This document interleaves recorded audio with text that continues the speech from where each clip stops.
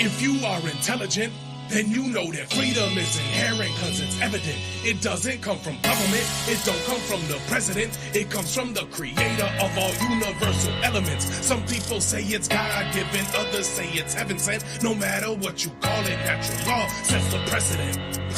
Subjective morality's a fallacy. There's laws that we cannot see, like gravity, that people accept happily, but tragically they believe that freedom has to be granted to them magically by royalty or majesty. It's sad to see people willingly give up their liberty, cause they don't really see the enemy that's on a killing spree. The state, it hates sovereign individuals, cause those who follow natural law and abide by all its principles are mentally invincible, immune to the brainwash. We liberate ourselves and then help others break the chains off. We ain't soft, we go hard, like when the thunder hits. Guns and clips, ready in self-defense from the government and the elitists running it. Blast them all, claim our freedom standing under it. Natural law, the elitists running it. Blast them all, claim our freedom standing under it. Natural law, freedom under natural law for us all, yeah. Freedom under natural law for us all, yeah. Freedom under natural law for us all, what? For us all, what? Freedom for us all, what? You know what we do. Get big on FUNL.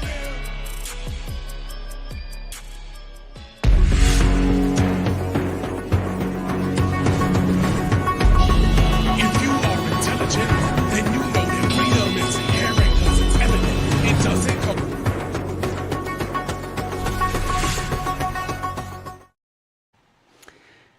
What up, brothers and sisters? Will Keller here with another live stream, random live stream. I'm actually liking this. I'm not held to a certain schedule, just going off the fly, off the cuff. And thank you all for tuning in. Appreciate it. We're going live to most of my platforms, including my website, willkeller.com. And I'm doing an interview series, and I think I'm going to continue doing these interview series with students, either past or current students of How to Become the True Media seminar hosted by Mark Passio. I like it. I think it's a good way to connect with the students, hear their stories. We have that relatability in their experiences that we can share and connect with. And it's also inspiring and motivation to create action in the world for, truth, freedom, and morality. So before I join my good friend Raph, I'm going to do a little housekeeping real quick. Just one quick announcement. Actually, tonight, I'm going to be on the Deliberating Dog-Faced Dudes. This is a YouTube channel by Ben Balderson, my partner on Natural Freedom League, John Rowland and Alan. They're doing a deliberation debate-style YouTube channel. And tonight, I'm going to be their guest, and the topic is morality objective or subjective? So I respect these guys. I know most of them in person, in the real world, so there's that level of respect. It's going to be comfortable, it's going to be organic, it's going to be spicy, and it's going to be a huge topic that we need to talk about. So join us. That's tonight, 7 p.m. Pacific, 10 p.m. Eastern on YouTube. And their channel is Deliberating Dog-Faced Dudes. So that's going to be exciting. Go over there, check us out. I don't do many debates, but I'm willing to stand on this topic and have a great conversation, and we can all learn something. So check us out. And, now I'll bring in my buddy Raph.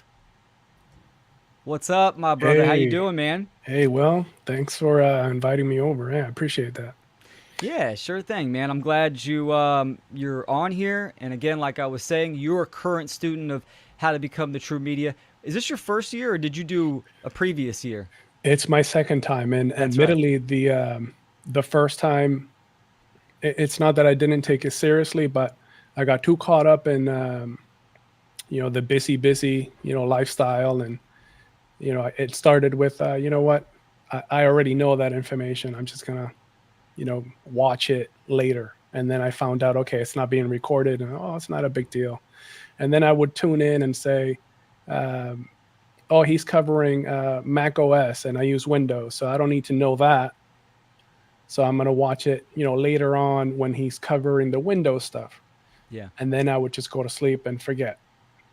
So, and then I probably only went for like the first 7 classes, and then I just missed the whole thing. And the whole time I'm just like, man, what a doofus, right? So this time I was just, I'm not going to be that guy again. And I pretty much told everybody in the 2023 class what I had done, just to kind of put myself out there and get some accountability that way on my own, right? So Yeah. so to hold myself responsible and to do the right thing, right? So That's awesome, man. That's excellent.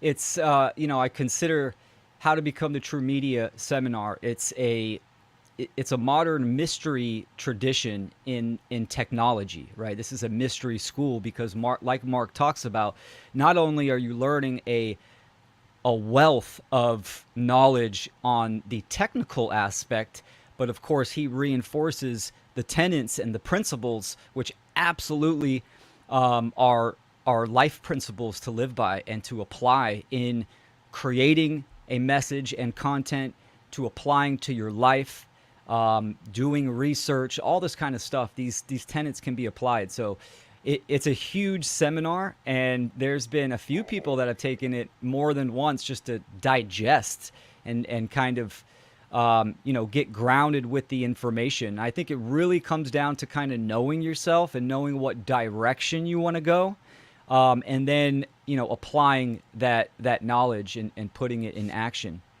yeah, like I plan to take it again. Even just because things are always changing. It's Yeah.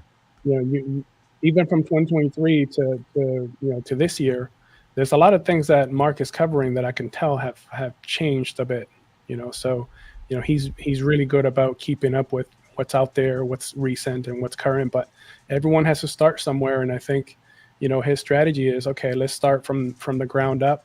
Let's build the principles, let's build a foundation, and it's getting super interesting. I think it's well put together, and Mark, he's an amazing presenter and teacher. So Yeah, absolutely, for sure. And I learn new stuff all the time from Mark, from the students asking questions, to leads on technology and tactics and strategies from the chat and the community itself, and then like the after chat is fantastic. So that's great, man. Yeah, I'm looking forward to this year. And I want to know your story. I want to know your experience. So the floor is yours. If you want to share that, you can go as deep as you want. And I'll preface this why I think this is important. Because we obviously relate to stories. They're extremely powerful and empowering as well. But hearing someone's experience, especially in this day and age where a lot of people come into higher awareness, quote unquote, waking up, they do it alone. And that's a process of self-discovery, and also a process of death and rebirth is how I look at it. This is part of the initiation construct and process. So when we hear people's experiences and stories, we can relate to that. And I think, I'm a firm believer in connection, human connection, and we can do this through stories and through experiences. So the floor is yours. no, absolutely. I've always noticed that for me, it's almost like I remember just being 6, 7 years old and having these out of body experiences. Where I would just wake myself up, and I would see myself sleeping, in my bed, and then I just walk around my house, and I would see like animals. I would see like wolves, or I would see like a gorilla, like calling me, and there would be these bars in my home in Dominican Republic, and then the gorilla was trying to, he would start like big in size, right, and he would get tiny and get past the bars. So he would get past the bars and he would call me like this, you know, for me to get past the bars. And I would say to him, like, how am I supposed to get small like you to get past the bars? And he would just go like this and calling me and calling me. But then eventually he would just walk away, and I would just stay there and inside the house with behind the bars. And I never understood what that meant until, maybe 5, 10 years ago, where I was just like, wow, he was telling me to go with him and he was going to show me something. I just didn't know what that was. And I didn't have the guts at the time to kind of take that leap forward and see what it was. Right. So I remember like having experiences like this. And then over time, as I grew older, I noticed that in Dominican Republic, there was almost like this code. No one really would define it, but there was a code with everything. If you were out there playing and you had to get in a fight, for example, you can never fight somebody that was smaller, shorter than you. It had to be somebody like your size. You can never fight anyone that was taller than you either. No one would let that taller guy fight you. Interesting. And then Street code. it's a street code. And I noticed like over time, I'm thinking, man, who the hell taught people this? It's almost like there's a moral code. And my dad, right, he passed away young, man. My stepdad, he passed away at like 31 years old or 30 years old. And before he took his last trip into the States, he had a jewelry store and he was exchanging gold. He was taking gold from Dominican Republic and selling it in the States. And he had a jewelry store that way. And his last trip, he was like, "Hey, take care of your mom," and that kind of resonated with me like my entire life. And I was just a little kid, and he tells me these words that put so much weight, on a person, right? On being so young, right? I felt like, wow, like I had a huge responsibility to take care of my mom. And then he passed away. He got shot. So I remember he used to do all these sports, and he left me like plenty of baseball bats and baseballs and softballs and gloves and basketballs. I always had every single sport I could play. So all the kids on the block would always look for me because I had all these, I had the means to play any sport, right? Rackets for tennis. I mean, it was unheard of in Dominican Republic to have all these things. So all the kids would always look for me. So I was always kind of like protected, in the block, right? Because no one can mess with me because I had all the toys type of thing, right? And through that, I got to, play almost any sport, and then I became decent at like many sports. And I was always trying to get into fights because people would try to, take my turn into playing, or, they would try to run away with my stuff, so and I would always get called on to fight other people out of nowhere. They would say, "Hey, Raf, we need you to fight somebody. You're about their size."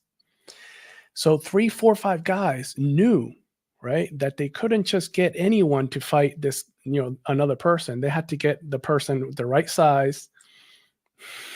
And it was just so funny that now looking back, it's like, wow, they had a moral code that they followed, and they would stick to it for sure. Like those codes could not be broken. If you heard of anyone breaking that code, then you would get punished by other people. So um, it was just interesting. Growing up in Dominican Republic is super different than here. So when I came here to the United States, it was no code. No code, man. They were like gangs. The gangs were ganging up on 2, 3 kids. And me seeing the difference in Dominican Republic and coming into the US, I would say like, this is stupid. Like, why would you want to be on a gang? So a buddy of mine that was getting bullied, I would go with him and to say, "Look, you're not going to get bullied. Let's just go. They're not going to do anything." And I would just hang around with this kid, and they would come and try to bully him, and I would just stand there and I wouldn't stand for it. I just wouldn't stand for it. So I would stand up for me and for this kid. And then eventually I had to get in a fight. So I ended up getting in a fight. I ended up, throwing a punch at somebody that, and it happened to catch them. And then we got broken up at the right time. And I became like the kid that punched this other kid. And this other kid was supposed to be like one of the head guys in the gang. And the word spread that I beat this kid's butt, right? And I'm like, man, I didn't really do that. I was just protecting myself. But now everyone wants to fight me because I'm the guy that beat this kid, right? So that was like in 8th grade or whatever. And then that kind of carried into high school. And then from there, it's just escalated into all these things where people thought I was like, the head of a gang. And it turned out that there was another kid named Raphael that was head of a gang. And then people wanted to fight me. And after they found, that it wasn't me, I'm not the Raphael you're looking for. I'm not the head of no gang.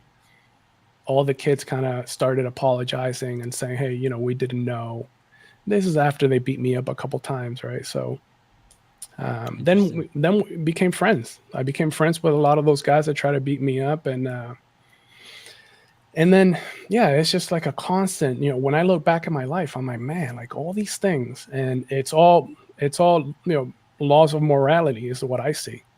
That kind of just come into full circle and teach you these things. It's almost like nature is trying to show you something to prepare you. Like Showing it's you like, inherent, okay, right? Like it's yeah. inherent to reality and nature, and probably some of our, our strongest childhood memories are rooted in some type of ethical or moral dilemma or action or behavior, for sure.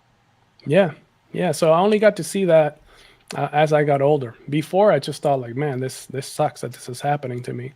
But now I'm like, I'm glad it happened to me because I see kids now, and there's a lot of kids that a lot of parents are robbing their kids from these opportunities to learn from these moral lessons from school or from just nature in general. I mean, a lot of kids don't go out. They don't. The other day, I had to teach this girl that that they're going into a trip for 8th grade. She's in 7th grade. She doesn't know how to ride a bike, and her mom and dad were like, I don't know what to do. And I said, well, bring her over to my house. I'll teach her. And I had like this trick where I would take like a scarf or a towel and then use it for balance so they can get comfortable just kind of riding the bike. And then eventually I let go of the towel. But yeah, I helped this girl, and she tried out to ride her bike to see if she could make it to this trip, and she didn't make it. But she knows how to ride her bike. So That's awesome, it's man. the parents were so grateful and appreciative, right? So these are the things where I'm like, man, like kids nowadays, they just they don't have it as good as we did, even though we struggled a little bit. They don't have the freedoms we have. They're all, it's just the phone. And from the phone, there's not a lot that they can do from there. They don't get to experience, much of else to take on these lessons that are going to help them later on. Yeah, absolutely. It's I'm sure well, maybe there's a reason why, older generations say, "Oh, it's getting worse. It's getting worse." Right? Oh, the younger kids nowadays, it's getting worse. Yeah, because it is. Right? It's like you can see the moral degradation, and what you were talking about with fights and having a code. I got into a lot of fights when I was a young, when I was a teenager. A lot of fights, and but there was somewhat of a code. I mean, it was throwing hands, and that was it. There was really nothing as far as cheap shots were frowned upon, That's right? It right. was like you square up, there's a circle, and then now let's throw down, let's get down. And now it's just stab someone when someone's not looking. But going beyond that, just the moral awareness of the youth today, you can tell that it's degrading. And of course, that's going to be hand in hand with the types of technology that are available, where their attention is in their care, and it ultimately stems from education. The parental aspect is primary to that, and then the cultural influences. Nowadays with materialism and all these different things, which have always been around, but they are getting worse. It's observable. You can see it, how it's following this certain negative progression of immorality. So it's fascinating. No, I agree. And like I keep saying, as I got older, I got to see these patterns, and then just for I think for in my 20s, I would say in my early 30s, I kind of fell into I would say a trap. Now that I look back at it, I fell into the trap of just like chasing chasing the job and chasing education and chasing, the family and the home and the dogs and the cars, and the money and the dinners and, just like comfortable living, right? And I kind of forgot, you know, it's almost like a part of me forgot what I was meant to do, you know, like all those lessons were just fading out and there were not really generating the actions that they were meant to generate out of me, so that I can keep learning and growing. So aligning myself with that stuff, aligning myself with making sure that I was comfortable. It was good in a way because now my kids are able to live a better life than I did. But then it got time where I was just so tired of just doing the same thing over and over. It was like my friends will call me, we will go out, um, I was always just focused on, okay, what are we doing this weekend? And, making sure that, I was kind of being the provider, which is not a bad thing, to be a provider for a family. But when your attention just kind of focuses too much on that, you miss out on yourself, on bringing the awareness back to, okay, who is Raphael? And, what is my purpose? What, I'm doing what everybody else does. I'm going to school, I'm supposed to do that based on society, societal norms, right? I'm supposed to have a job now. I'm supposed to have a 401k. I'm supposed to have like all these things. And I have all that, right? And that stuff just kind of happened. It's not like I woke up one day and I said, oh my God, I can't wait to have a 401k plan. No, it was Mhm. just like I went into my job. They told me, okay, in new hire orientation, there's a page that tells you about your 401k and how much you want to contribute.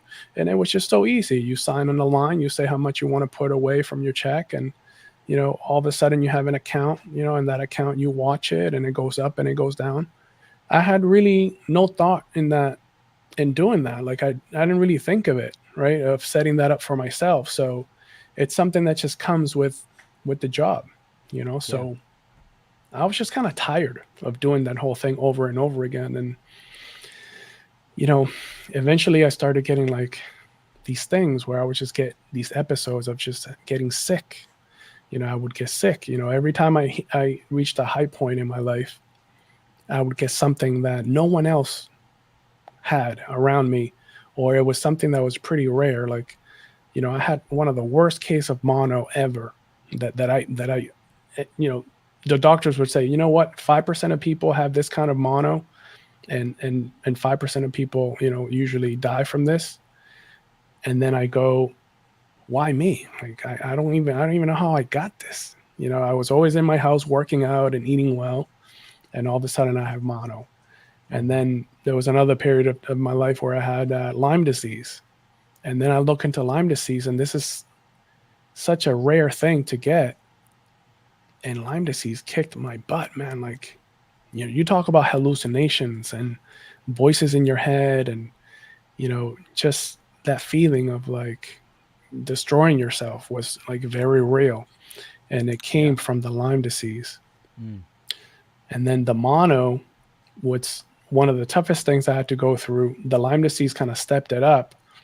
And then I had COVID, and then COVID was what beat me up, man. I was in the hospital 33 days, just at the mercy of doctors telling me that I wasn't going to make it. It was like every day a doctor would come in, look at me for 2.5 minutes, and then tell me, you're not looking good. You know, call your family. We don't know if you're Oh going to make wow. it tomorrow. And I'm just like, why is this happening to me? Right. So, I'm um, curious to interject real quick. What would you say your level of awareness of what's going on in the world? The the causal factors. Like what level would you say? Did you fairly have a grasp? Were you seeking occultism or any kind of? no, man. Okay, If I would got it. say 1 through 10 at that time when I had COVID in the hospital, it was maybe a 6. And it's because I was just too blind at that time to see, but the signs were, now that I look back, the signs were super obvious, like Mm. super, super obvious. Like, I remember one time I was in my lowest. I was very low. I was paying attention to other people and not myself. I would look at my friends and the time, how happy they were, right? And they had the good jobs and the nice family and all that stuff that I wanted. And I started hanging out with, with these people. And one time I was at the beach, and I was just so low, man. And one of my friends says, "Hey, Raf, we're gonna go over to that side of the beach, and we're gonna, grab, try to get some crabs or something like that." And I said, "No, I'm just gonna stay on this side. You guys go ahead. I'll watch everything." They had like a bunch of umbrellas and things like that, so I just kind of sat back and enjoyed the sun. But I could just feel the sun just calling me. It's a weird feeling. And I was feeling so low, I started crying for no reason. So I got up off my chair and I looked at the sun and I said, I want to know what the hell is going on right now, you know? And I talked to the sun. I opened up my arms like this and I could feel just my heart like getting super warm. And I said, I use profanity, man. I was like, I want to know what the fuck is going on right now. Like, tell me right now. Like, I want to know. Like, I was very aggressive. I wasn't like, I said, it's my birthright. Like, I want to know right now. And that night, man, I was taken on a ride, brother. Mm. Like, I was taken on a ride, man. Like, from Ask and you shall receive. absolutely. And I believe that now after that day. And I was so scared out of my mind, man. So scared. But I just didn't know what was happening. So that night, I went to sleep and I just felt like this rush of energy. And I would just wake up in different places. It's the only thing I could explain it. So I would, you know, I woke up. You ever seen that movie, The Matrix? I mean, you've seen The Matrix when Neo is in the white room with Morpheus, and Mm. he's kind of explaining like, hey, the people down there or the people in the simulation, they're protected, and they'll do anything just to keep the lifestyle and all that stuff. And Oh yeah. I woke up in a white room, completely white, looking around, nothing, nothing there to do. It's completely empty. But when I looked down this hallway, there was like a podium and something was kind of shimmering. And I said, okay, let me see what that is. And I walk down and I see the podium, and I go around it, and there's a book. And it almost looked like an old book, like a Bible almost, but the pages were empty, blank. And there was a nice golden pen in the middle. And I grab the golden pen and I look at it and I take off into the sky and I'm Mm. flying. And everywhere I use this pen, where I point through the clouds, through anywhere, man, and I'm getting like super close to the sun. And I'm just like flying through the clouds, whipping. You could feel it. It's almost like you could never tell me that I was dreaming. You'd be, I would call you crazy. I would be like, no, this is not a dream. So after I had You a lot think of it fun was doing that, more of a lucid state or out of body state? I I had no idea who I was. Like if there was someone sleeping in the bed, like waiting for me, that wasn't Yeah. even in my mind. Like I had just, it Gotcha. was not even a thought. Like, for me, that was who I was, Hmm. you know? And Seems after like I, almost like a Satori experience. what is that? Satori? Satori experiences would be like a they happen, but they're rare. It's not typical. Sometimes they can be extremely dangerous. It's a sudden alignment and burst of energy, almost like an instant Kundalini awakening experience on the biological level. You get all these rush of endorphins, and your chakras, your centers, your meridians all open up at the same time. Sometimes it can cause physical damage, Hmm. but yeah, that's what it is. Essentially, Wow. it's a sudden, quote unquote, awakening. Um, Wow. That so could have yeah, been it. That could have been it because I'm telling you, when I asked the sun, I was like, for me, that was it. Like if I didn't get a response soon, I was just like, man, like what's the meaning of everything? It's after that dream, then I started waking up in different places. So when I stopped flying, I would then I then woke up like in front of my house somewhere, and I had this huge eagle, huge eagle, man, on my right shoulder. And I could feel like the talons like this, just like all over my shoulder, digging in. It was so real, like I could feel it. And I would look at this eagle like this, like, oh my God, like what are you doing? Like, and I would just admire this beautiful bird, right? And then the bird would fly off to a tree. It would just fly like super fast, and it would get really small up in a tree. And then when I would look away, it would come back. When I would look at it, it would go away. When I look away, it would come back.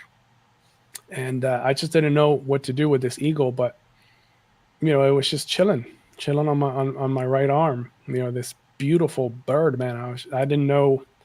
I still don't know what the meaning of that is, but Fascinating. it's just, yeah, it was just amazing. And then from there, it's like you said. It's like you said. I was trying to wake up, and as I'm trying to wake up, I can't. I finally see that something's going on, and I start seeing the walls of the Matrix where they have all these numbers kind of raining down. I start Hmm. seeing this, and it's like I'm in a tunnel, and it's full of numbers, and the tunnel is opening up, and all these numbers start hitting me like 4, 5, 9, 1, 3, and I get all these numbers, and they're hitting my forehead, and it's almost like I'm connected to like an electrical outlet through my forehead, Mm. and I cannot detach myself. I'm just going like this, physically trying to detach, and I can't. Eventually, I detach, and I noticed that my body was like half off my bed.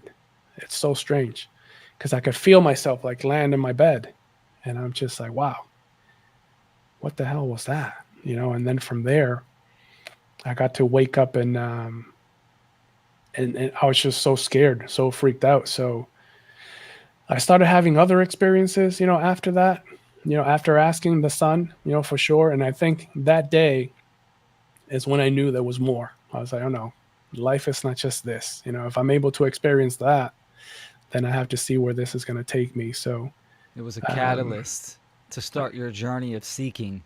That's what it absolutely. sounds like. It sounds like you absolutely had an out of body experience. I would say, I'm again just my opinion, but like the Satori, very similar sudden rush of DMT. It could blast you out of your body as well.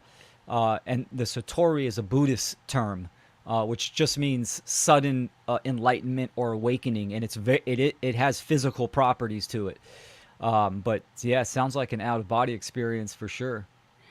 Yeah. So, Tori, I'll have to look that up because, and I think that's not one of the problems, but I think, me not knowing what I was doing, I just felt like this, pain or suffering, and and I knew that I wanted to get out of it, and my only choice was to ask myself because, many times I remember asking other people, for help.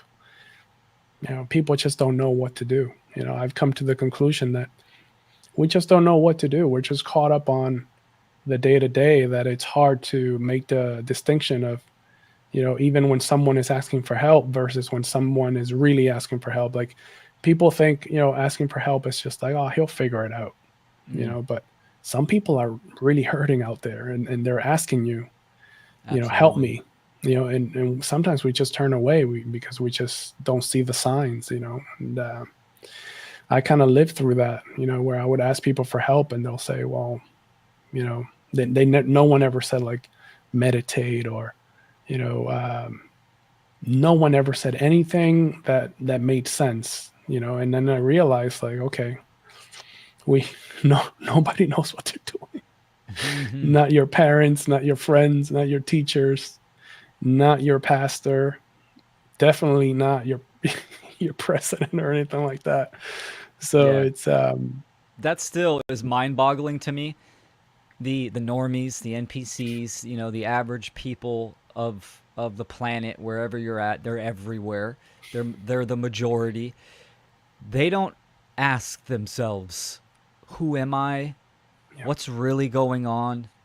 What's the nature of reality?" Like these deep philosophical questions.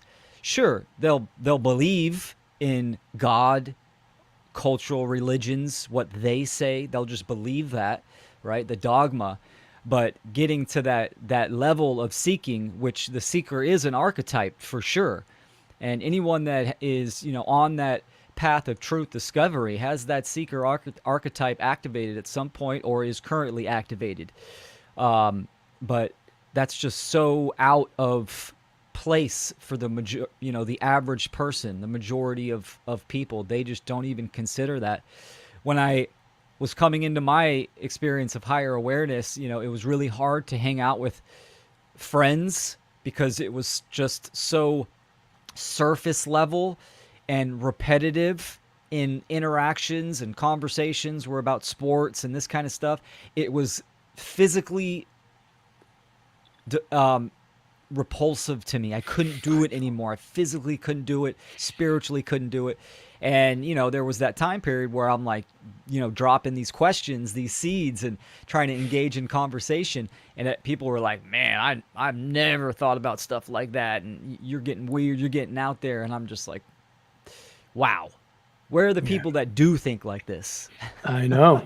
I went through a phase like that where I was just just asking my friends and family about things, and it's they just didn't know what to answer. So I started just asking people.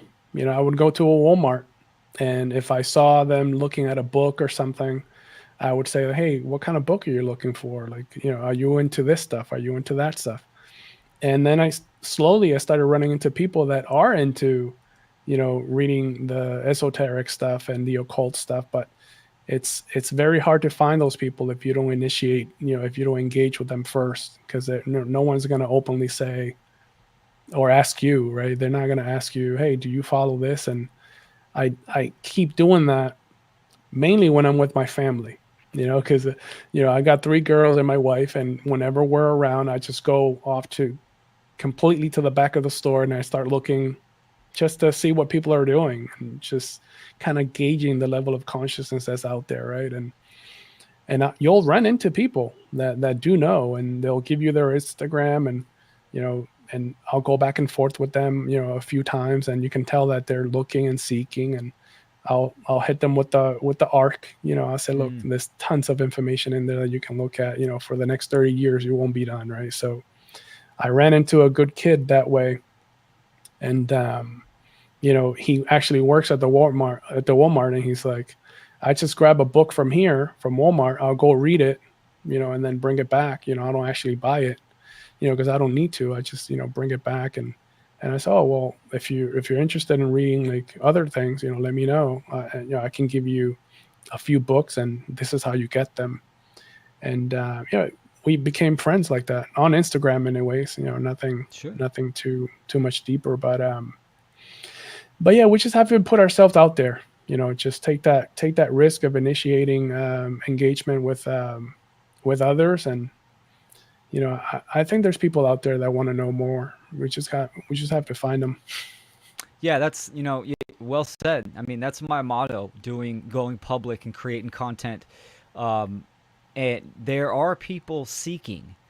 And the more people activate and put themselves out there and go public and talk about these important topics like morality, natural law, what are the dynamics of freedom, those seekers that are out there taking in information, they're in that grammar stage, they potentially are going to come across your work, they're going to resonate with you, and they're going to learn from you. And if we can keep that cycle going, it just it reverberates in the ethers, and it amplifies as well. Like you said, when I do construction, I go into people's homes. I'm my own boss. I have my own business. And so I talk to random strangers. I'm in their home, and I actually like that. Been doing that for many, many years. I feel like I have a major in psychology just by talking to people in their home, right? In their comfort zone. And, but when you meet someone that is a seeker and has that archetype opened up, it's like an immediate connection. Where they engage in philosophical contexts, or seeking the truth, or what's going on in the world. whatever level that may be, there is that immediate connection that you have with someone, and that's soul to soul communication. That's how I look at that. You With feel this, it. you feel it absolutely. Yeah. I mean, having fantastic relationships on the ether webs, right? And then you go to a conference or a seminar or something in person, and you meet these people face to face. It's almost like some of them that connection has built. It's like soul family. That's because those people are in the process of stripping the artificial, the facade off reality that has been put there by the social engineers and our Wow. programming and conditioning from our parents and society. Those people are stripped, they're peeling that onion, that matrix, line by line, code by code. And what emerges is the truth, nature, reality, right? And the real self and soul and spirit that we all have. Just some are at different levels and some are, really ensconced and calcified. So another reason why I think sharing stories and putting yourself out there, having humility and having care and sharing, Yeah. it's Have you vital. have you had anything anything strange like that happen to you, like the story that I told you about the eagle and flying, and have you had experiences like that? Because for a long time for me I was just like, man, I I don't know who can tell me, what this all Yeah. means, and I went years without anyone telling me what it means. So Yeah, we know when I was a young kid, being raised on a ranch close with nature, but also right outside a suburb, I had a strong connection with the natural world. Very strong, extremely strong with animals. I mean, even now, I can I can read animals extremely well, reading the energy and the body language. That was a big factor in just where I'm at now, my childhood and what I experienced. Then I did have intentional out of body experiences, which was a game changer. Experiencing reality, that other dimension outside of your body, I know. right? Not a dream state, an out of body experience, energetic cord attached to your body, everything. I mean, absolutely. I intentionally practiced that and accomplished that, and was out of body many times. No, I didn't, explore the universe or even outside my general area. It was mainly my house and my yard outside because I was fresh at that. But about the seventh or eighth time, when I was ready to explore, I was met with a shadowy figure that was neutral in energy, and that shadow figure told me, I mean, clear as a whistle, the work is done in the body. It was a message, it was advice, and that clicked for me big time because I was already on my journey of like discovering natural law and Mark Passio and mainly occultism. So that was a big sign. And of course, I've communed with psilocybin mushrooms and mainly DMT, which, I mean, Yeah. anybody that's experienced that I, at a high level, it's you're speechless on yeah. on how to convey that. But those were my game changers. Yeah, I've never experienced, or I don't have any experience with DMT or you know psychedelics or anything like that. But I have had experiences out of the body with the cord, like you're saying. Walking around my home and looking at my Hmm. body. Trying to turn on the light. To see if it's real. Um, Yeah, I've had those experiences. I haven't seen the shadowy figures, but you know I I knew that if I kept practicing that, eventually I would get to that. But I was just so freaked out, man, because a lot of these things I would read one time and it would just happen. Not I'm not gonna say it happened naturally or effortlessly, but it was like I knew that I wasn't ready to keep looking and before I kind of did the work, on myself and figured out a way to make sense of what was happening. yeah, And I have felt like that fire in my lower back, just like crawling up, crawling up my spine. Like I've been through That that. And fire serpent. oh my God, that That's Kundalini, the Kundalini. Absolutely, it's that the energy building up in the so spine, strong. making its way. Absolutely, 100%. Um, I was gonna say something. I did have a near death experience when I was 10. Cut my arm, went into, obviously it was shock, but it was like a dream state, and lost so much blood that I passed out. They were going to amputate my arm. My dad wouldn't let them do that. They said it was going to be useless because it cut right here in my right on my bicep. That was a life changing experience. And then obviously the nerves grew back, which they said was kind of a like one in a multi-million chance. So the near death experience had a huge impact. I would say ever since then, because I was 10, I always was interested in the mystery of life and reality from Wow. there. So, and it fades in and out as you grow. Did you But get to talk to anybody, in your NDE, like see anything or? no, I didn't. I didn't go to another side. It was more the impactful experience was the actual event itself when it happened, and seeing everything unfold. My father saved my life. The ambulance got lost on the way to my uncle's house, so it took a long time. My dad saved my life, and just feeling the dying process. Finally when the ambulance came, I'm laying there, they're cutting off my clothes, and I'm telling them I'm cold, and then the body and the mind just it's triggered in survival mode. So having that dying feeling, being really cold, and I was asking the paramedics, I was saying, am I gonna die? Not like freaking out, but like, am I gonna die? I feel like I'm dying. Like that kind of shit for a 10-year-old, right? So that experience is clear, and I have vivid memory of that. And then, of course, I lost so much blood, I eventually passed out, and I didn't go anywhere or have any memory of that time, Wow, that man. I can remember. So, yeah, Wow.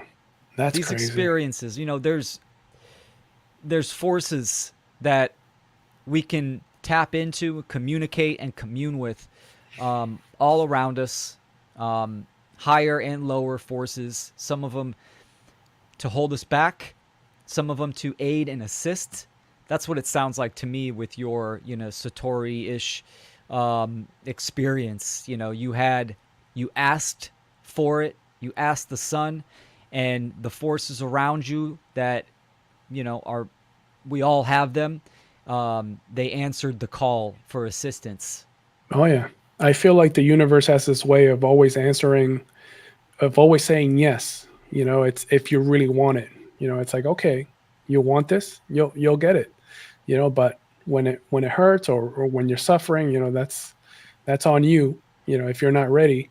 And I think there's a certain level of suffering that a person needs to go through before they call out to those, for those questions, right? To get to get answers to those questions. It's for me, I was super low in my life, so that was what kind of triggered, okay, I need to figure this out, right? So had it not been for the suffering, I probably would have been just fine with my day to day and not really focus any attention on it. So for me, the COVID was the latest thing that kind of made everything, just, Took it to the next level. yeah, I would say so. I would say so because I kind of got to see everything from the outside, if that makes any sense. Like, me, I never thought that it would happen to me. Like something told me that everything was kind of gonna be okay, and I never wore a mask, never went for the vax. I told my girls, like, no, if they tell you can't go to school, then you don't go to school. you know my wife never got the vaccine either, and we had booked this Good for you vacation. guys. I'm sorry. Absolutely. Good for you. Oh yeah, yeah, Absolutely. and I'm a believer now, and we were in Massachusetts. In Massachusetts, they were pushing the vaccine hard because they wanted everyone to get vaccinated with the boosters and everyone to go to school and do all this stuff. Right now, it's just like, man, if there's going to be a time for us to change, our lives, let's do it ourselves and not let this thing change us. And then we packed everything and moved to Georgia. When we got here to Georgia, it was a whole different thing. Like all the parents were like, "F this," my kids are not going to school. I just homeschool my kids, and I was just, man, this is great. Like these parents are standing up for their kids and for what they believe is right. Like this is what I was missing in Massachusetts. It was just very, oh yeah, sure, I'll get vaccinated. I'll call my friends and I'll say, hey, why didn't you get the vaccine? I mean, didn't you have the feeling that something was wrong? Oh, well, I needed to travel, and if Convenience. I had already booked some trips, and we were gonna lose our trip to whatever, Yeah. and we just did the one booster. And I'm like, man, you threw it all out, just for one booster. Like, you don't know what this is gonna do to you 10 years from now, and I waited till the last minute for everything. My job would say, "Oh yeah, if you're customer facing, they might ask you for a vaccination card." And I said, "Well, okay, I'll just lay low right now. I don't really want to travel, and I'll do everything on video and try to help as many people as I can over the phone in the meantime." And I always waited for the last minute. And there were times where I would call my boss and say, you know, uh, I'm ready to file for an exemption because I don't want this vaccine. Like, if it really comes down to it, I don't want to leave this place. I've been here so long. And then they would say, "Oh, wait a minute, we're getting some news that you might not have to get the vaccine anymore." And then everything started happening. The moment that I started just kind of leaving it alone, everything started unfolding in my favor, where it was like, okay, now you don't need the vaccine. It's okay. You know, you can travel now, no vaccine needed. I was like, man, so many people lost their jobs or went for the vaccine and now they're different. It's The hubris of just like, okay, we're gonna, it's all good now. yeah, not me, man. I Yeah. waited, and my wife had COVID. I had COVID. We had booked this. We had booked this vacation to the beach, and we had booked it for like 2 months. And I'm telling my wife, I'm like, I feel like I'm dying. She's like, "What do you mean?" I said, "I don't know. I don't feel right." And then she's like, "Well, let's just go to the beach. We already booked this trip. When we're at the beach, maybe you'll feel better. Maybe you just need some fresh air or whatever." I couldn't walk. I was used to walking every day for like 45 to an hour and a half, and I would just walk. But I couldn't. All my steps were like kind of slow, and I just couldn't breathe that well. So I got tested, and I came positive. And she's like, "Okay, let's just go to the beach. Worst case scenario, we'll drive back." It was only like it's like 4.5 hours. I mean, not too bad, but pretty bad. And then when we got to the beach, I would feel better. But slowly I started feeling worse. And then one morning I just woke up. I was just like, man, I feel like I'm dying. Like, take me back. Let's go back to Georgia and I need to go to the hospital. We barely packed everything and we drove back. And then that night we got home and my wife was like, "Do you really think you need to go to the hospital, or is it serious?" I'm like, "Yeah, like I feel like I'm dying." So I go to the hospital. They check my oxygen. It was in the 70s, and they're like, "No, your oxygen is on the floor, man. Like we need to get you in." So from there, I go to the hospital, man. It's like in the lobby, there's people that work that look much worse than I did. There's people, puking into bags. There's people crying. There's families chasing after. There was a family chasing after a grandmother that couldn't breathe, that had COVID, and she was going to get admitted into the hospital. And then all of a sudden, I get there. 10 minutes later, they they take me in. Meanwhile, there's like tons of people in the lobby. I'm like, I felt kind of bad because I was like, wow, look at the treatment they're giving me. And I couldn't help but to think that because I had insurance, they were gonna go and They, take oh care yeah. of me, right? Yep. They So definitely do that. so So they take me into this room, and there's like PVC curtain. There's like curtains made out of PVC, just like dividers like this. And there's like 6 people in this small room. I'm on one side with an oxygen tank. They get me an oxygen tank. Automatically, I feel better with the oxygen tank. I call my wife, and I was so happy. I was like, Paulina, they're just saying my oxygen is low. They're going to have me out of here in 2-3 days. It's just going to monitor my oxygen. And the nurse was telling me this. She's, oh no, you're in good shape. There's no reason why you should be in here. Like, it's probably your oxygen. Let's monitor it. And I thought I was going to be in there 3 days. 33 days later, man, I was in there. Wow. I went in there 225 pounds because I used to work out and all that stuff. I got out of there 180 pounds. I had lost so much weight. No one could see me for the first 15 days. So I was there all alone. The nurses would come in and out, and you can see it in their faces, man. When they would lose somebody, they would come in and so sad. And I would say, what happened? Oh, we just lost somebody. And people were dying around me, and you could feel it just like death, man, like in this side of the hospital. It was just not good at all. So they had me in a small room, no light. There's no windows. There's no windows to see the sun, nothing. And I had a really small bed because they were waiting for another bed to open up, a decent bed with all the bells and whistles, and waiting for like another room and things like this. And it took them like 5 days to find a room for me. But in these 5 days, I'm just like, what's going to happen? My oxygen keeps getting worse and worse. So they put me on a high flow machine with these nebulars, they're called, like the nebulizer, right? With the cannula. That's right. So they finally, in those first 5 days, I'm calling my wife like, man, I think I'm going to die in here. Like, I'm so sorry. Take care of the girls and all these things. She has COVID too. So she's in the bed, trying to recover. She's got COVID. My whole family has COVID. My girls have it. My mother-in-law needs to come to my house to help my wife kind of take care of the girls and stuff. And, I think she ended up getting COVID as well. So, but I'm the only one in the hospital going through the worst of it. Yeah. And yeah, eventually my wife was able to come in and visit me. And, that was amazing.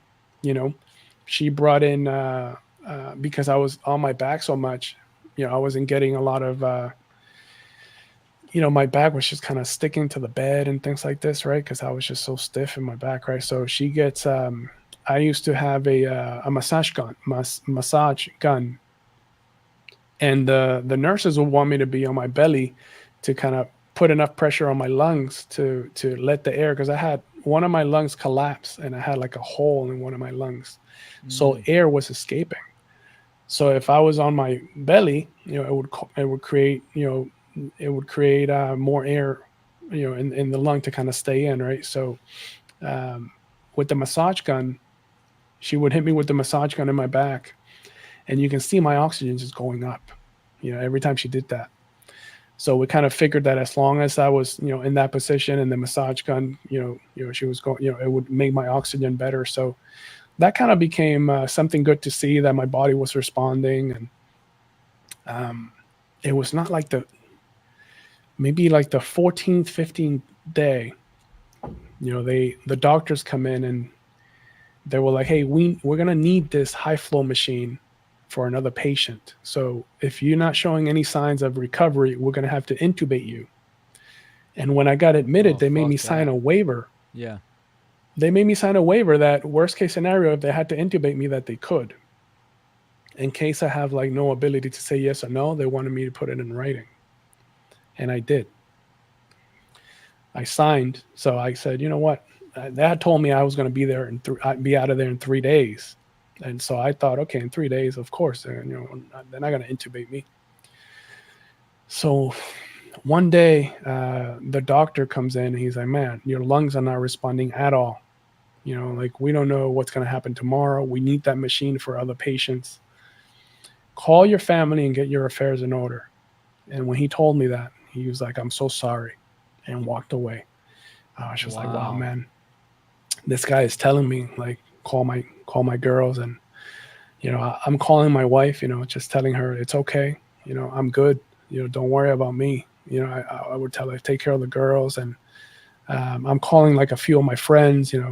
I tell a few of my friends that, hey, don't forget I'm on my family. Just keep an eye on them. You don't have to like take care of them.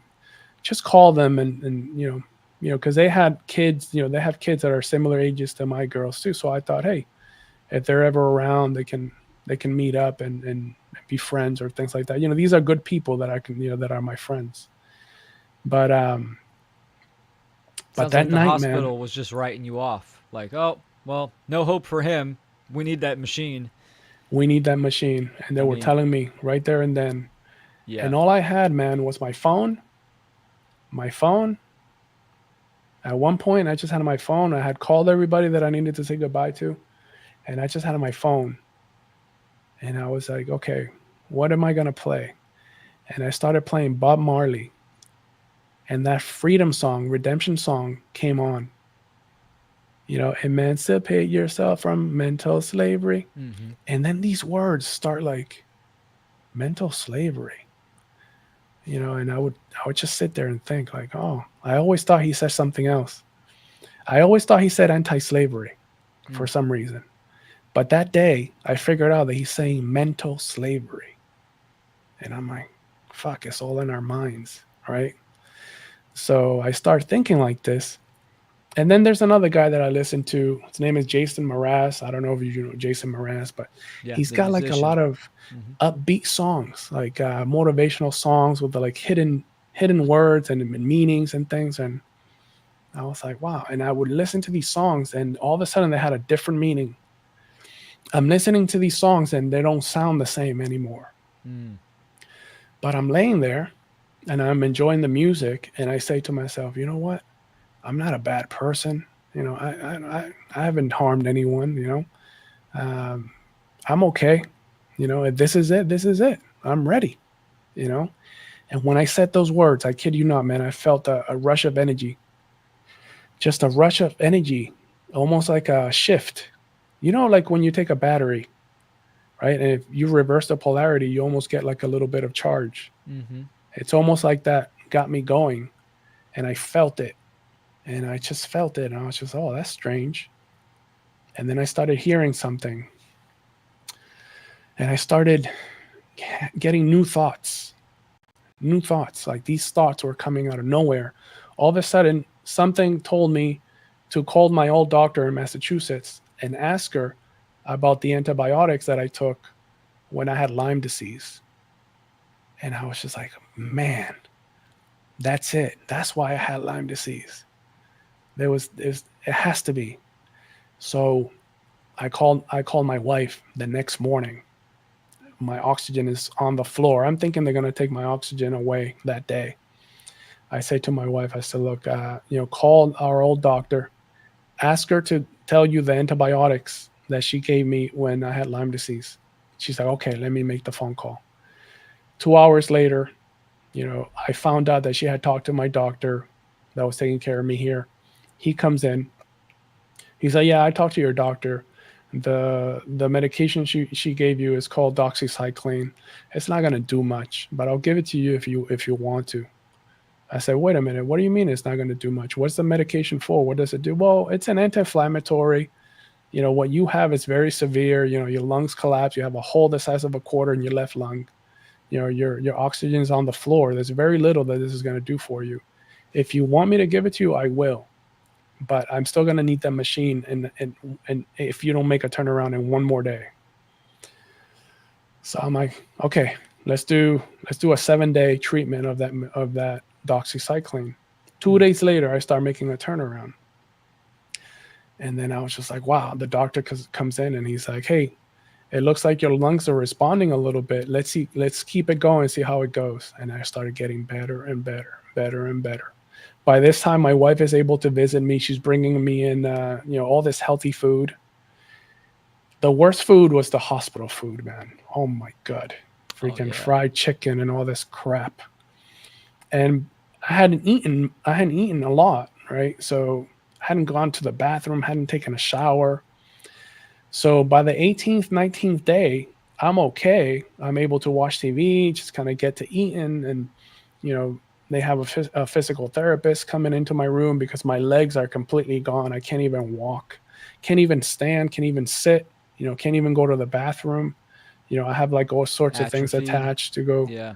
atrophy. Right, right. I keep looking at myself, and all these muscles that I had are just gone, man. And I'm just like, man, all that working out for nothing. It makes you realize like everything can go away so fast in a blink of an eye. So I wasn't thinking about working out anymore. I was just like okay with it. I was just happy to be getting better, and um, I started just appreciating this little crack on the window where the sun would shine through every day at 1 o'clock, and I looked forward to Mm. that time at 1 o'clock. I would just put my head, you know, and the sun would just hit me just right in my face, and I could feel it. And I would close my eyes and start bawling, just like Mm. crying like a freaking baby, man. Um, just it was like a fast track to to complete self awareness, self realization. It was like a fast track. Like everything happened in those 33 days.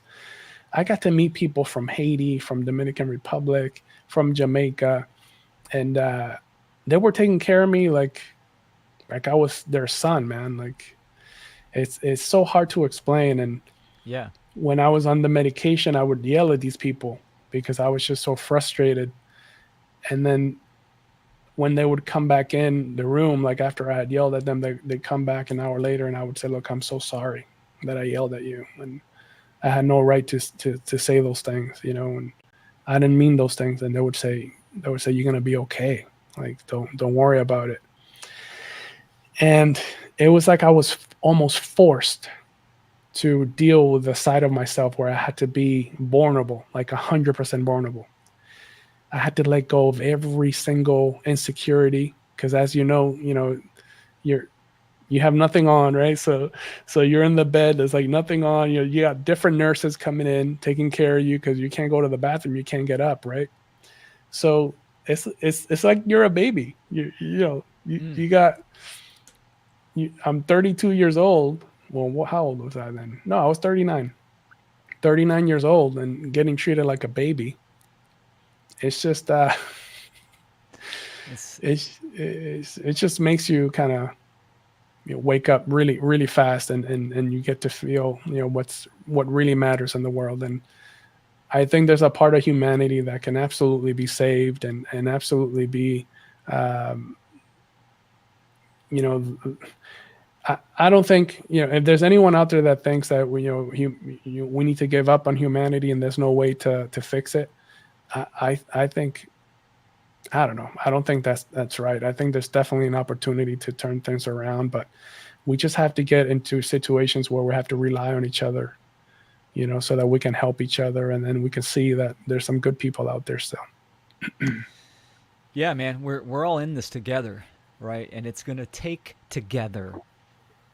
It's gonna take all of us to get ourselves in the aggregate out, and it's done by individual action. That story is so fascinating. It's very similar to, in a way, different context, but as your kind of your Satori experience, the fast track to self awareness and self realization. 33 days in the hospital, 33 being a significant symbolic number, but also what I found from that story was the power of mentalism. Here you have you're at the low point when you're in the hospital. The doctors, I mean, are being negative and have pretty much no hope for you, right? But you played a song that took you from one frequency to another, one line of thinking out to another line of thinking, and of course, like, the body responds to that as well, right? It's all one system. And just by listening to music and your mind, right? It's mind over matter. That's the initiator that kind of started the process of you kind of making a turn for the health. And that's fantastic, man. Yeah, yeah, I could feel it. I could feel it. And even when I came out of the hospital, still I had a lot of work to do. I couldn't walk very well. I had an oxygen tank for for another 8 weeks after that. Mm. Um, and I was just pretty much sitting on a couch, couldn't go up the stairs. My family would sleep upstairs. I would sleep downstairs on the couch because I couldn't go up the stairs. I couldn't go one step, two steps, nothing. Yeah. So I was just there on the couch. So I got to watch a lot of TV. And then I started seeing things. I started seeing things differently. I would see commercials by Patron and I would just see symbols and signs. It was the weirdest thing. Like I saw this commercial for tequila that came up, and they were showing how they make the tequila, and it would show like three women facing down and three women facing up, and they would show like if you freeze. I would start freezing the commercial, and if you freeze it just right, you would see the figure of a Baphomet Mm. on the screen, and I was just like, man, like this is not coincidence. Like that I'm able to identify this, and going back and thinking to myself, like someone put that there on purpose. This is not something like you could clearly see, this symbol, and then there's a guy tapping on like this metal piece that almost looks like a brain, where half of the brain is shaded and then the other half of the brain is like not shaded, and he's tapping on it, and it's clearly shape of a brain, and then the part that he's holding is almost like this, the stem, going down your spinal cord, right? And he's holding it and tapping it, and all these things, they show like a pine cone going on fire, and then this little door opens up where the fire just kind of goes into this little door. And it was just so many signs that I could identify. And I said to myself, like, wait a minute, why am I seeing these things now? I just didn't know how to explain those things. And then all of a sudden, I just had like this constant, not urge, but this constant thought of like just getting information. I felt like I was the robot from like Short Circuit, Johnny Five. Like input. Like I felt like I just had Yes. to like consume, like I just had to read everything and see everything and pause everything. And then I come across Mark Passio. That video that he showed yesterday that had 2.5 million views? There's like Yes. this one video that he's got. It's like not a compilation, but it's like a reduced version of his natural law seminar. Yeah, it's the science of natural law. It's his full feature documentary. Yeah, but there's another channel that's called Be Advice or something that's got like 9 million subscribers, and Oh, his oh videos yes. got 2.5 million views. Yeah.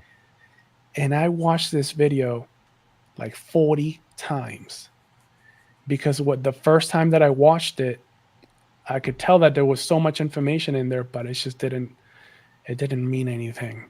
The first time it just didn't mean anything, and I was so frustrated. And I would wait a day or two, watch it again, and then it was like, okay, wait a minute. Be Advice is not this guy. I said to myself, this guy doesn't work for Be Advice. Like, who is this guy? And I would look in the comments, and eventually I landed on his name, Mark Passio. And then I started looking up Mark's and seminars, and I started watching that. But then I started going back to that video first because I noticed that it was like a summary, and his videos were like the seminars were like 2-3 hours. And I said to myself, well, if I can't understand the 30-minute video where everything is a summary, I'm not going to be able to understand the rest. So I kept watching that one video, and I watched it like 40 times. And every time there was new things, new concepts that were popping up. And then I ran into, him talking about the Hermetic principles. And I said, okay, I've heard of the Hermetic principles. And then I had a book by Billy Carson that he talks about the Hermetic principles. So I was able to take that book and read about the Hermetic principles and then validate like Mark's information. Is it that one? That one. I just That happened to one. have it sitting right It's here. I was doing it's some in research. it's in here somewhere. Yeah. And then it started snowballing into more and more and more. And then it's like I had to tell my wife, like, watch this, like look at what he's talking about. Does it? And then same like me, it was just not make sense to her. So then I just felt I was alone again. I was just like, man, why is this happening to me? I was again, having these feelings of just like feeling lost and no one to talk to. So I would talk to a friend of mine back in Massachusetts, and he was kind of aware of some stuff at the time, and he was the only one that would listen. So I would just talk to him about stuff, and we would run into kind of the same questions together, and we would ask ourselves things and go and bounce ideas off of each other. But I would always review that video and go back to that video by Mark. And that video alone, man, helped me tremendously because he breaks down the Hermetic principles and um, mentalism and vibration and correspondence and all that stuff. And I was just like, man, the whole point is that there's a framework, of universal laws that can work for you so that you can have a better life, a moral life, and so that we all can come out of this freaking mess. So, and then it made total sense. Like, oh, of course, like if all these things are happening to me, it's because I asked for it at some point, whether I know it or not, or knowingly or unknowingly. And this is what's happening. I'm going through this spiritual awakening, this cleansing of sorts. And, it's like an awareness, to consciousness. And that's kind of doing all the cleanup of all the old beliefs and, all the bad information that you've taken in, over the years. It's almost, Mark made me aware of this verse in the Bible where it talks about Jesus coming in to kind of clean house and not picking fights, but he says that it's like a sword that's gonna put you against your daughters and your father and and your mother-in-law and everybody, right? Yeah. And I think that's what happens. You get this little bit. I think of yourself of like just in complete darkness, and then this one streak of light that's able to shine through, and that little bit of light is going to start opening up and closing and turning into more light, and everything that was dark is going to open up and just clear out. And it has to clear out. It has no other option but to to leave, right? So that's I felt like that's what was happening. It was like a fast track to a spiritual awakening, and anything that's in your way, it's going to get cleared out. You just have to trust that it's going to be for the better. And when it's all said and done, you're going to be the most amazing person and you're going to be the best version of yourself. Yeah, So, these are the initiatory events in our life, which are, big life events that happen. And you went through one of those life events and you learn from it. You learn the lesson. And, whether it's deprogramming or stripping away some of the calcification so we can have a wider aperture of awareness. So many people have tunnel vision. Their aperture is closed.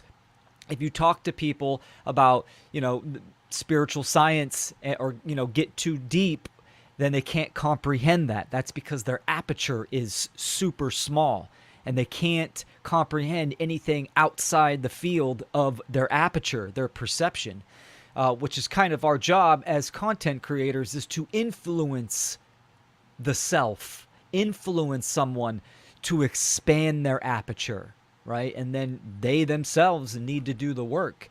And that's what it sounds like. You did the work in these initiatory events, and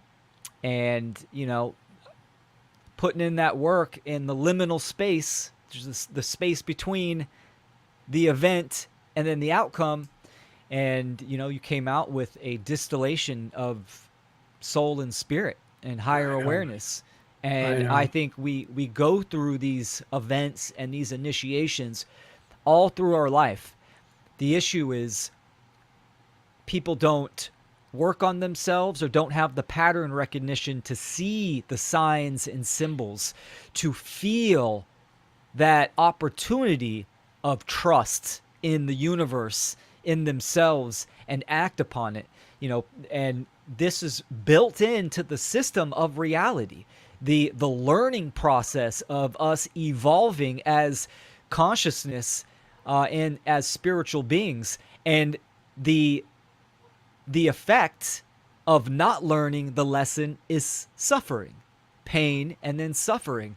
And that will keep amplifying until the lesson is learned. And this is where we're at now. Human beings have not learned their lesson. They have not recognized the patterns that are laid out in front of them by creation, and we're there to guide and assist and inspire. And That's great. No, very that's powerful words. that's our And moral obligation. I know. I feel like that even right now. And, now that I'm able to, now that I've come out, out of all of this suffering, like you're saying, it's through sharing my experiences, like you keep saying, it's going to be important for me. It's going to allow me to find meaning with all that, why all that happened. Yeah. And it's going to allow me to help my family too, because increasing that awareness to see these patterns is going to help me help my daughters. You Oh, know, 100%, man. I yeah, mean, you're giving them a great gift. That yeah, great gift of knowledge. I mean, it's priceless. dude, you should hear me talk around here. Like I'll say to my daughters, like I'll say, look, nobody in the world, no one within so many miles of you is talking to you like I am. No one is going to tell you these things. Nobody. So I tell them I want to make sure that if I leave tomorrow, don't feel sad for me. Be happy because I would already have accomplished what I came here to do. But you need to be the one to listen to this and put it into practice, when the time is right. And this is why I wanted to start a podcast. And I write stuff down all the time. Like I'll wake up in the middle of the night and write down my dreams. Hmm. I have Carl Jung's book on dreams. It's like Mm-hmm. a book that he's got where he tells you about his dreams and he tries to kind of make sense of the stuff that's happening to him. And I read a little bit of that book, but I also have it's like a dreams guide that I carry on my phone. And every morning I go and open it up and I start looking because I'll dream every night, different things, and what I've understood from dreams is that, it's images and reflections on your current state. It's like, okay, when you go to sleep and the sun goes down, it's almost like checks and balances, and when you go to sleep, your consciousness or, you're telling yourself, okay, this is what you did today. Okay, now you need to reflect on that and be better tomorrow. So That's every right. night I look at my dreams every night because now I know the next day what I need to work on, and Yeah. it's a way to also build your intuition. My Yep. intuition got to a point where I didn't trust it at first, but I would say to myself during meditation, I said, okay, give me a sign that there's something called intuition and that I'm working on it. And then all of a sudden I leave the house and then let's say my wife would call me and say, hey, let's meet up so in this place, but bring my purse. I forgot my purse. I'll say, yeah, I'll bring your purse, no problem. 30 minutes later, I forget the purse, but I'm driving and I'm halfway down the road. I start getting like a stomach, just like a weird feeling. Like, where's this coming from? Hmm. And then my phone would ring. Don't forget the purse. And then I would go and get the purse. And Mm-hmm. I just Yeah. wasted 10 minutes because then I have to turn back. And then I would tell my wife, oh yeah, I have the purse, but I didn't, so Yeah. then I would say to myself, oh, my intuition is working, It's like a um, muscle. Intuition. You can build it up and it can enhance. And we have these innate abilities that are fundamental just by our very being as humans, and our existence, that we are obviously have been um, stunted on, but we can activate these capabilities and grow them and advance them as well. And that's in the universe, nature, source, God, creation, right? Whatever term you want to call it. I choose nature, which means creation. It's all about relationship and communication. Relationship to yourself, relationship to the greater reality, to nature, and it's in constant flux of communication. And when we attune ourselves to that, those frequencies, to that communication, then it becomes clear in our dreams, in the patterns that we see on a day-to-day basis, intuition, reading energy, all this kind of stuff. And Oh it my God. really is a constant conversation that we call life, if you're really living. I know. That's the other thing is like we have to uh we have to cut through all the BS and get there. And I think people have to see just enough, like get a glimpse of what that's like, and they'll start to change. But with all the distractions, it's just hard to make that distinction, and it's so easy to just fall through, the day to day, and then just live your entire life that way. And I think for me, because I started asking, and I would ask and say things like what I just told you, like I would just say, if my intuition is real, like show me. Mm, And then the universe will, there's something out there listening, that would absolutely show you when you're ready. You know, um, absolutely. there was one time I said to myself, okay, show me the best version of myself, or, show me the best day I could have, just to kind of gauge like what that would look like. And I just had this feeling of like complete peace, like I felt like such an alignment, like all my chakras was just clear, and I could feel like, just I was just happy, I was just like, Yeah. wow, this is what it's like. And I said to myself, okay, because I feel so great, I'm gonna go play the lottery. So I go down to the gas station and I follow this guy, and I said to him, he buys like he buys like 3 tickets, but he buys like many of them of the same kind. So I go up to the counter after he leaves, and I said to the guy, I said, "Give me one of each ticket that he bought, the gentleman before me." And he says, "Oh, no problem." And he had bought like a couple $10 tickets, so I took a $10 ticket. No, I had taken a $20 ticket, a $10 ticket, and a $5 ticket, and all 3 tickets were winners. One had $500, the second one had $100, and then the third one had $10. $660 I had won. And Wow. and I was just like, wow, this is a sign. Like I know this is happening. And then other times I would say to myself, okay, I'm gonna play the lottery today, and if I win, I'm gonna get half my winnings. And I would go one day, I won $100 in a ticket. Yeah. And the first kid that talked to me, um, he said something to me. He said like nice Jeep or something. I drive a Jeep. He said nice Jeep. So I go into the store, buy the ticket, get the $100. I walk away with the $100. I go up to him, I give him $50. He's like, "What's this for?" He's like, "Man, this is so great, man. I don't even have money for gas. Thank you so much." Wow.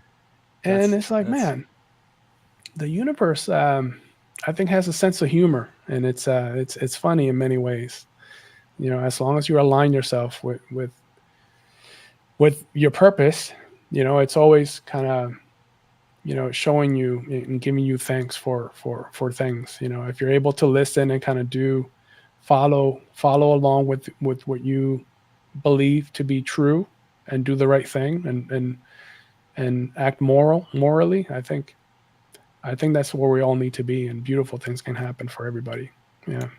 absolutely, man. Yeah, well said. And to bring it back to what you when you talked about meaning and purpose, that meaning, like what does it mean, which is like the bullseye, the center, the source, understanding morality and how to operate in the world correctly.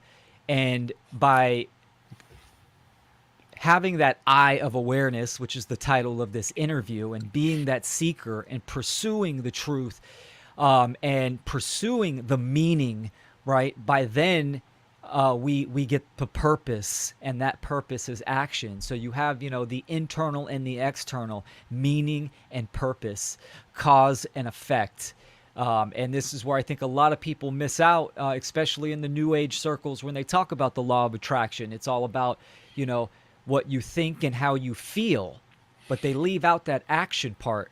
And the meaning will not become clearer if you don't have a purpose and if you don't act.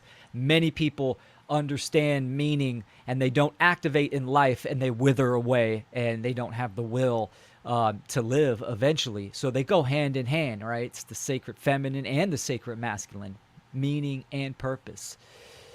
Well So, said. yeah, man. Well Um, said. what a great story. There was some fantastic comments in the chat. What are they saying? What a great conversation and amazing story. That was by Sarah Cross. This is Crip Rick. I would love to chat with your guests sometime, Will. We speak about similar things. You and Crip Rick would have a great conversation. He has a radio show on Revolution Radio. And also the beautiful Sarah Cross. She has a radio show, Crosstalk. So she would love to listen. All you guys would have really good conversations. I would love it. And if you have time for one more, I'll tell you something. Absolutely. So one day I woke up, right, and I'm just like not having a very good day. I don't feel very good. And I don't understand where this is coming from, but I just get up and I had this sudden like need to clear up my desk. I said to myself, okay, let me start by just cleaning up my space, you know, and letting energy just kind of flow through, right? And I always print things. If I see something interesting, I always print it so that I can read it later. Like I have a bunch of papers even right here that I print. And I had printed one chapter of this book called The God Man by George W. Carey. You know which one I'm talking about? Yes. The Word Made Flesh. Yes. I had watched a video on YouTube and it's talking about this Christ oil thing, right? So I don't know if you've heard about that, but The Christos. Yeah. the Christos, right? So chapter 13 in that book, I didn't know about the book, but chapter 13 is called the Antichrist.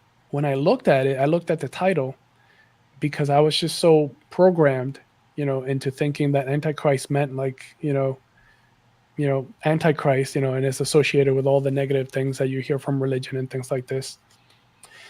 I just kind of dropped the pages or the chapter on my desk, and it'd been like months, never read it because I was afraid of the title. It's just to kind of show you like how the mind, you know, you need to clean it up and get past all these old beliefs, right? Yeah.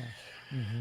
So I'm cleaning my desk, and under a bunch of papers, there's the chapter. And I look at it again, and it says the Antichrist. I'm like, and I read it, and I'm like, wow, like this is a very powerful book. So I leave it on my desk, and I don't know. I was throwing away a bunch of other papers, but this chapter, I didn't throw it away. I kept it, but I kept cleaning my desk. And that day, I had to go to my nephew's. He was going to propose to his fiance, or to his wife now, but he was going to propose to his girlfriend to get married.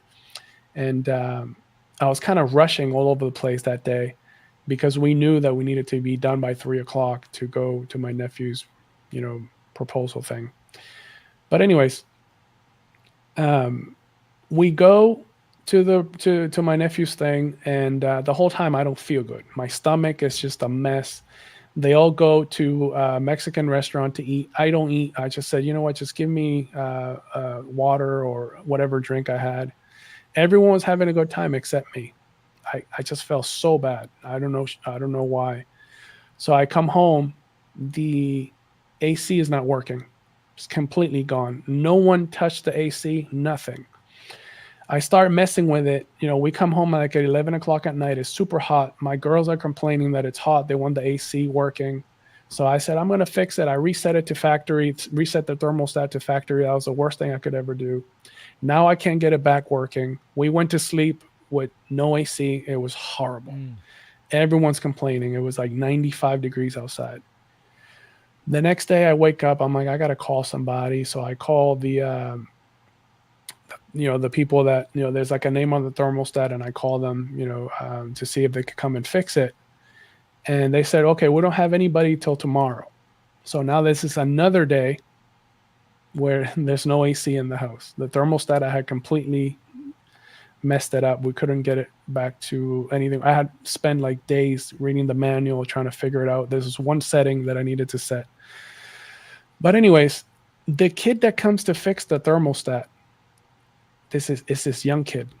He comes in 5 minutes. He goes up to the attic, comes back, reprograms the thing, gets it working, and he jets out of there like in 5-10 minutes. And I said to him, are you sure you fixed it? Because I tried everything, man. I don't know how to deal with that. Are you sure you could, it's going to work? He said, well, check it for the next 30 minutes. It should be fine. But if in the next 30 minutes it fails again, I'll come back. I'm going to be down the road doing some other work, and I'll just come back and fix it if anything. 30 minutes go by, the thing starts failing again. So I call him up, and he's like, okay, I'll be right down. So he comes back. This time he's waiting the full 30 minutes to make sure everything's working before he leaves. But I notice that he's a little bit anxious. And I start feeling the right side of my body just like tingling. And my right brain is tingling. And it's like a different feeling. Every time I'm looking at this guy, I feel like I need to do something. I just don't know what it is. So the only thing that I could do at the time is grab the chapter to that book. And I said, look, man, don't think this is weird, but something is telling me to give you this. I don't know what you're going to do with this. And he says, what is that? I said, look, it's just a chapter of a book. I didn't even know the name of the book. It just said the Antichrist. So I said, look, I know it's called the Antichrist, but this is for you. I already read the chapter, but here. And he looks at the chapter and he reads it. It's called he says, I know what this is from. I said, you know what that book is? He said, yeah, it's called The God Man, Word Made Flesh. We study it at our church. And we did a whole series where we covered that book for like 8 weeks. I said, really? And then he starts crying. I said, what's going on, man? He says, well, my high school sweetheart, at the time, she was 23, I was 25. And, we have this thing in my family where we each have to read, everyone has to read the Bible by the time they turn 25. So she wasn't turning 25, I was, and I didn't really go to church or anything, but I was doing it because of her, because she had lupus and she died at 23. She didn't really get to finish the Bible and all these things. And this was the book that we were covering at the time in church. So I remember the chapter exactly. He told me everything about the book. And then I just kept feeling like these vibrations. And as he's telling me the story, I just start feeling weird, man. Like all that feeling of anxiety that I had, everything starts like calming down. Mm-hmm. And it's like I had to have that conversation with this kid. And it made me kind of look back at the last couple days and everything that happened. It's like, okay, there's no way that this is by chance. Like the fact that this is our brand new home. We moved into Georgia here it was like a brand new, new build home. Mm-hmm. No one ever touched the thermostat.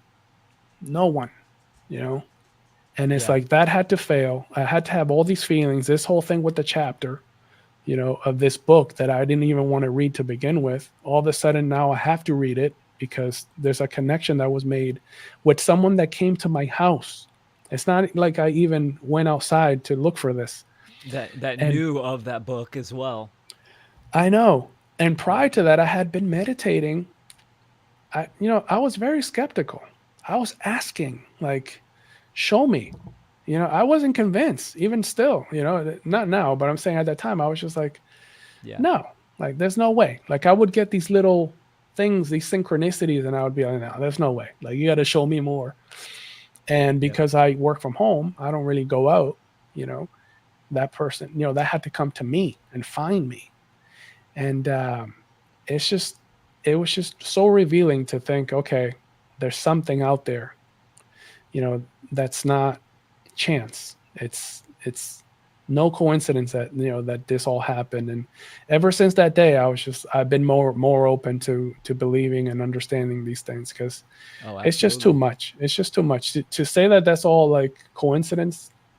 You know, that would be silly of me to say that at this point. Yeah, coincidence does not exist. Chance does not exist, right? Chance is just law not recognized, meaning that someone didn't connect the patterns. And sometimes we can't know the patterns, but everything is interconnected, and it, you know, everything flows. So we human beings, right? We have that ability to recognize these connections and these certain types of patterns, and a lot of times it's very synchronistic, but it's all by design, right? Every cause has an effect, every effect has a cause, and to experience synchronicities like that, they're another form of communication, and they're very telling and revealing. When someone experiences a lot of synchronicities, or a, you know, a big predominant synchronicity, that there's usually a message saying the path is straight and narrow, continue on it. Like the path that you're on, keep going. And I think a lot of times that's what synchronicities are referring to. So I mean, that's awesome. Yeah, yeah, yeah. And I have so many stories like that. So many, man. You know, now that I That's look back, it's they've been all in front of me the whole time, the entire time. I was just so not. I was just so distracted. I was just not recognizing the patterns. So I'm able to see that now, and the fact that I can look back and see these things, I feel honored in a way, you know, and I feel kind of lucky in a way. It's like, you know, out of so many people, you know, in the world, you know, I get to kind of tell these stories. yeah, You know, man. that's all I want to do. Just tell these stories, let people know that there's something else out there that wants to communicate with you, and it doesn't have to be woo woo or magic or anything dark. It's just who we are. You know, That's right. it's nothing. You know, we've been led to believe that that's not who we are, but it's the other way around. You know, it's who we're meant to be, and it's our natural state, and we just need to wake up to that. You know, I don't like the term waking up a lot, because it kind of tells, you know, it depicts, you know, a state of of like being asleep. But I don't think we're asleep. I think we're awake, but we just don't get to see who we are when we are awake. You know, so Yeah, we don't get to see who that person is, you know, when that person awakens, which is our true self. You know, so that's right. we just have to let just a little bit of distractions, just a little bit, you know, a little less phone, a little less bad eating. You know, I think eating is a touchy thing, because a lot of people don't understand that eating consuming meat can be a problem. I think we all get to that state where we're forced to make the decision, you know, where it's like clearly, you know, there's been times where I had a steak, and I automatically feel it. You know, I'm just not the same person. You Hmm. know, an hour later, I just feel it, and I just feel energy leaving my body. You Yeah, know, it's not a good thing. You know, I try not to eat meat anymore, um, which, you know, is something that excellent. I'm struggling with. But you know, I've It's a gone like, process. yeah, it's a process. I've gone many months without eating meat before, and I've been okay. But yeah, between distractions, you know, watching what you eat, you know, just maintaining a peaceful demeanor and being there for others and being moral and then things like this, I think that cultivates a good state of mind for you to wake up and see the patterns. Yeah, for sure. Well said, man. Yeah, well said. I mean, we are creative beings, and just like Patty said, you know, she says I have a video appearing under this one that says action plan needed, right? Signs, symbols, synchronicities, and our capability to create and influence and inspire. That's why I say, you know, doing the one great work. It's about creating art, because art is creative expression with a meaning and purpose, and that message.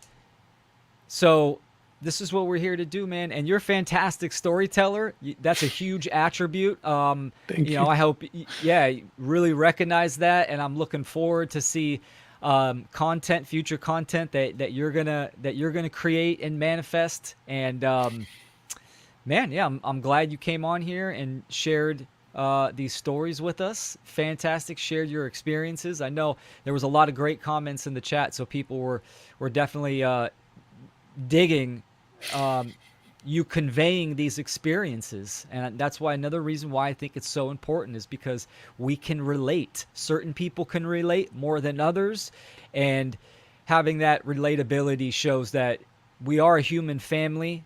We are one family on this planet and within the universe. So what we do individually matters, and we don't have to do it fully alone. Fully alone, for sure. Well said. Well said. Well, thanks for bringing me in, and to all the comments. Thank you for that, and happy to get on other shows as well. Just to get the practice of speaking about these things. I think it'll do a lot for me too, to speak out and tell my stories, for sure. Yeah, man, I commend you, man, putting yourself out there and saying, "Fuck it, I'm gonna hop on there and let's do this." So anybody that wants to contact you, right, they can go to your Instagram, at Eye of Awareness 22. Any other places that you want to promote? I just bought on Instagram. Well, yeah, on Instagram is fine. I try to not watch Instagram too much, but after 5-6 o'clock, I'll hop on there and answer any questions if anyone's got any, and happy to help anyone through there as well. I just registered a domain, anticipating Mark's, lesson on how to build a website and things like this. I went through Bluehost, and I registered freedomtohumanity.com. So that's going to be my my website pretty soon. I've got I love that URL. Yeah. I was lucky to kind of grab that, and I try to go for fth.com as well to kind of keep the short domain, almost like Mark does. I think you do that as well with some of your pages, but that I wasn't able to register that. But between Eye of Awareness, freedomtohumanity.com, I also have another domain called the One Eye Podcast, which I intend to use for my podcast as well. So I've got some, I'm planning to do some great things here, and I think it's going to be fun, and hopefully I can get this stuff out there in time so you guys can enjoy some of the stories that I have. Fantastic, brother. Yeah, again, thank you for coming on here, and huge respect and love for the work that you're putting in and the activation that you're going through. And I'm gonna follow you, and let's do this again. Let's stay connected, and of course we're gonna talk to each other in how to become the True Media class, which we have the rest of the year in. So it's going to be great. Okay. Excellent. Okay. Looking forward to all of that. Thank you, Will. Thanks again. And thanks for all the comments. I appreciate it. My pleasure, brother. And to everyone that joined and hopped in the chat and viewed the live show, thank you so much. And again, in about an hour and a half, I'm going to be doing the debate deliberation on YouTube, the Deliberating Dogface Dudes with Benjamin Balderson, John Rowland, and Alan. It's going to be on, is morality objective or subjective? So this is going to be a deliberation. It's going to be fun, exciting, and spicy. So in 7 p.m. Pacific, 10 p.m. Eastern, YouTube, Deliberating Dogface. Dogface Dudes. Got to get that right. All right, y'all. Y'all have a good evening, and I'll see you about an hour and a half.